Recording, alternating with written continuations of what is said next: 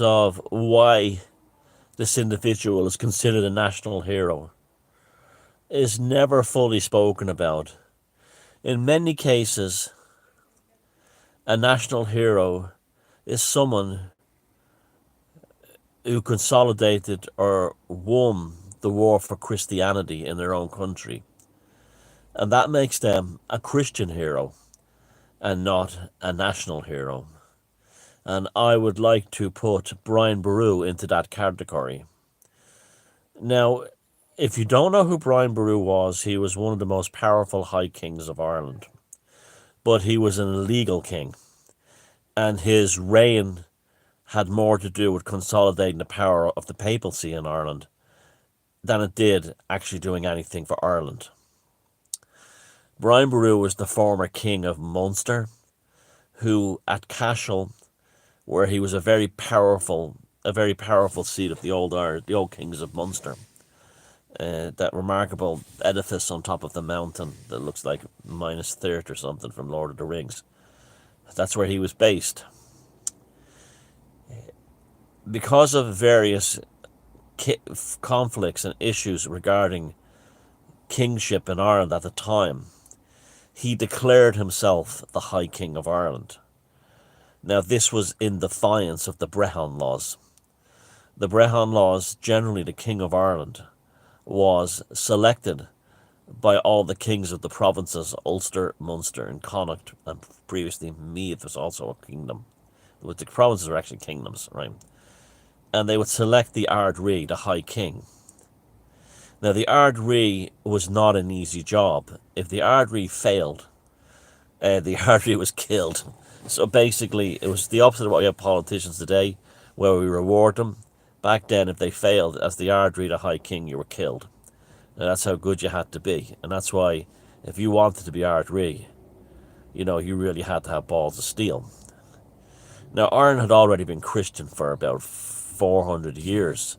Officially, that's what they tell us. By the time Brian Boru came along. So it wasn't like he was involved in any kind of Christianization of the Gaelic Irish people. That had already more or less taken place.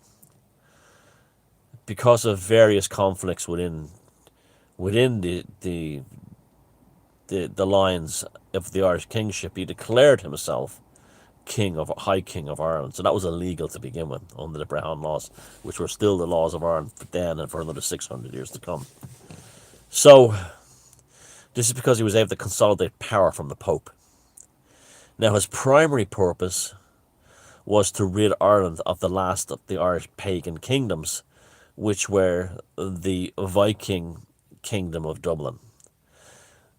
Now, people talk about, you're told in Ireland almost like the Vikings arrived in Ireland, plundered a few monasteries, stuck around for a few weeks until till Brian Boru came along and liberated us from these heathens.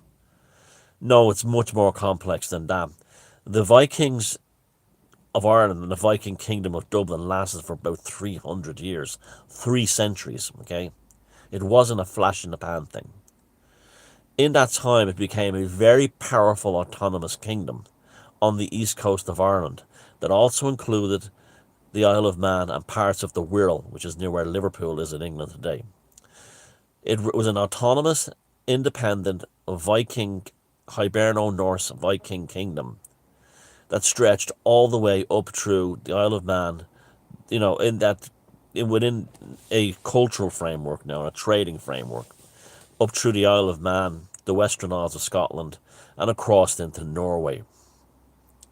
This was an established culture. This was an established way of life. Dublin was the most important city in that particular Viking world. Even more important than the Scandinavian cities. And Dublin was a major centre of slaves, which was part of the normal economy then.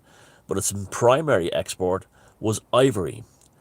Ivory was exported from Dublin as combs, fishing hooks, all kinds of machine elements, useful things. And how they were done was, and decorative ornament things. And how that was done was the walruses and the tusks of marine animals was hunted by Icelandic and Norwegian Vikings in mostly Greenland. They would sail down to Dublin, sell the raw materials for a huge profit to the locals, and then the locals would process it into finished products. And that's what Dublin's economy was built on for about 300 years, and its wealth. The rest of Ireland fell behind. Okay, there was conflicts not only between now the Vikings who founded Dublin were Norwegian, but there was Danish came as too as well. Now the Danish were far more brutal than the Norwegians, and the Danish tended to go into the interior of Ireland to try and take it over as they did with the Danelaw in the north of England, but they never could do it, and they also were not getting any much help from the Vikings of Dublin, who were predominantly Norwegian. This is why when you go to Western Norway, you see fellas that look like me. You see all fellas, you see all my cousins and everything. That's my ancestry. Now, this kingdom was a prize for Brian Boru, because he could do two things. He could capture the city of Dublin, and therefore its commercial and its lucrative wealth. Secondly, he could then say that Ireland was Christianized fully. See, what happened was a remarkable thing happened when the Vikings came to Ireland. The Irish forgot that they were Christians, the ones that lived under the Vikings. And they went back to worshipping the old gods. But they also worshipped the Viking gods as well. So we know for a fact that Tyr, the Viking god Tyr, was very heavily venerated in Ireland, in the Kingdom of Dublin. And we know that the name that the other Irish people had for people who lived in Dublin were Tomar Muntir, which in Irish translates as the people of Thor, the people of the god Thor. Now, most of the people who lived in the Kingdom of Dublin would have been Irish, like me, or Irish, or as Irish as anyone, other Irish person, and many of them would have been mixtures, like me, a mixture of Norwegian and Irish Gaelic, a very nice mixture, I might add. Those of you who live in Iceland who are watching this, your ancestry is exclusively made up of Norwegian men shagging Irish women, and that's why you have Icelandic women and Icelandic people. And so that's Iceland is unique in that it's Norwegian and Irish. It's an ethnic group. So we have the situation where for 300 years this commercial powerhouse is running on the east coast of Ireland, and there's no Christianity there. There are Christians in there, and some of the Viking kings do tolerate Christian traditions. It's a fairly mixed, easygoing society. All societies that are run by pagans are very laid back and easygoing. You want to be a Christian? Be a Christian. You want to be a Muslim? Be a Muslim. You want to be a pagan? I don't care. That's how pagan societies don't have holy wars. They don't have crusades. They don't have jihad. You're basically left alone because you're a different culture, a different mindset. And to this day, this is why people from the hinterland of Ireland dislike Dublin people, because they know that they were changed by that 300 years of not worshipping a rabbi on a stick in the Middle East and being told that's their God. They were able to have gods that were closer to where they came from. Now, Brian Boru wanted that jewel, and he wanted to tell the Pope, look what I did, I rid the last of the pagans from Ireland. So his army marched from Munster towards Dublin, and what could be considered nothing but like a scorched earth policy. It was like Operation Barbarossa. He killed everything on the way. He killed everything. And his army also contained Scottish Vikings who he'd hired as mercenaries. So he'd no problem working with the heathen if they could help him kill and get the kingdom in Dublin.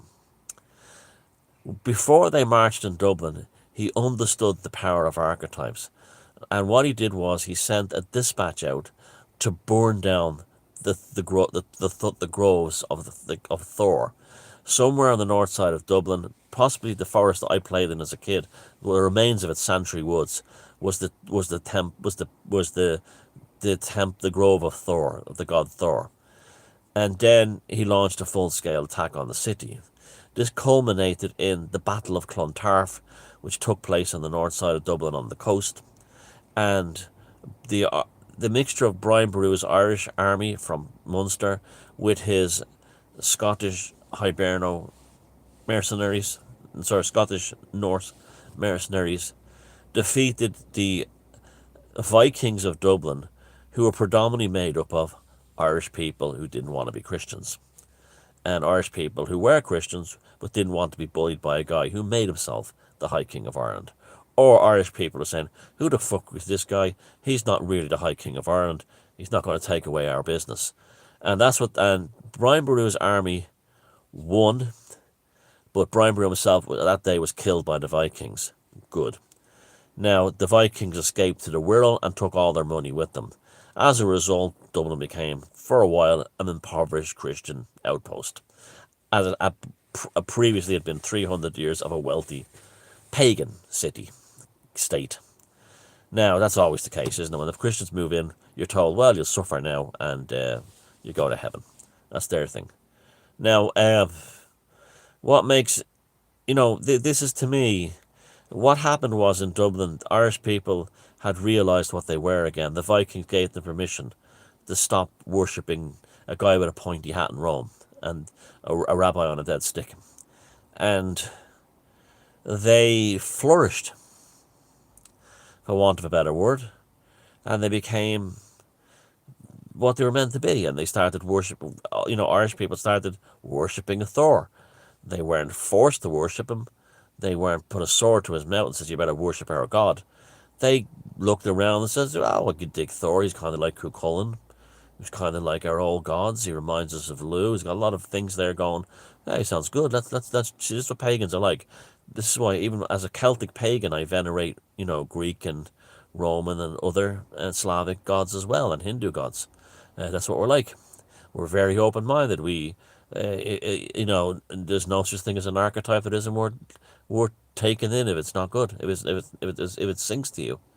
So, the thing was that the tradition of the High King of Ireland was a very sacred thing. And even though the Christians had changed the tradition, it was still considered a very sacred thing. And Brian Boru, I'll show you how sacred it was. the last pagan High King of Ireland, Diarmid de Kervil, he was the last one to take part in the ceremonial coronation of the King of Ireland. His first job was to marry Ireland, marry the goddess Eru. That was his first role of office. His first role of kingship was to physically marry the goddess Eru. Okay? And this is something I've been trying to stress to Irish people, that we must learn to literally fall in love with our country again. And I'm not saying fall in love with St. Patrick and Brian Boru. I'm saying fall in love. They're all foreign things. Fall in love with the actual landscape of Ireland. Venerate it. Peter Knight, who I met at Preston, has done great stuff with this in England. And there's other people are doing this thing where they're trying to recapture the songs of Albion, to sort of like venerate England in a pre-Norman time, an Anglo-Saxon time or a Celtic time. And that's what we should be doing in Ireland. We should be like falling in love with our country. And not falling in love with things like St. Patrick's Day, shite like that. But falling in look, because if you go stand in Connemara, or you stand and you look at the Western Shore, like that song, A Song for Ireland, that actually has that beauty of it. Like it's a song about you're just captivated by and this is an incredibly beautiful place.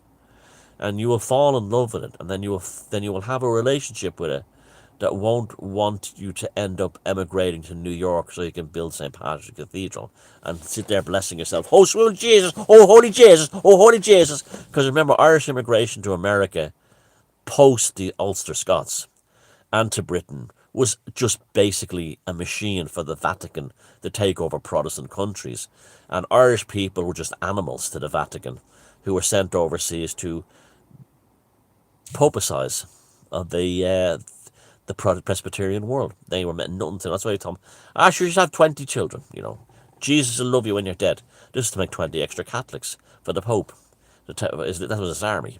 And that's why Bill the Butcher and the gangs in New York is totally understandable. I totally understand. I know it's not the fault of the poor Irish who are trying to get by, but Bill the Butcher's thing in the gangs in New York, played by Daniel Lanois, is totally, as they said, the Pope's army, a couple of crusty ragtags and a few crusty horse. That's bang on. He was right. That wasn't those poor bastards' fault, but that's what the stakes were. So when Diarmid McCarville was basically murdered probably by the Cruth in Ulster, uh, he was the one who said, "Woe to anyone who deals with the Christian clergy." He knew they were scumbags. He tried to save Ireland, to save paganism in Ireland. You see this all over. Whereas King Mercia, I think Penda in England, in Mercia, or you see, here in Ireland, King Lyra, they always try to save the pagans, and they're always betrayed by the Christians. And that's what Brian Boru was, a classic Christian betrayer. So those of you who think somehow that he is this great Irish hero, no, he's a great hero for the Pope. If he was a great Irish hero, he probably would have not attacked even if you had a strategic war against the Vikings in Dublin, it would have been understandable. But the fact he went and attacked the groves and burned them down, the pagan groves, showed that he was there for the Pope. He was the Pope's man. And when you're the Pope's man, guess what? You'll never be Ireland's man.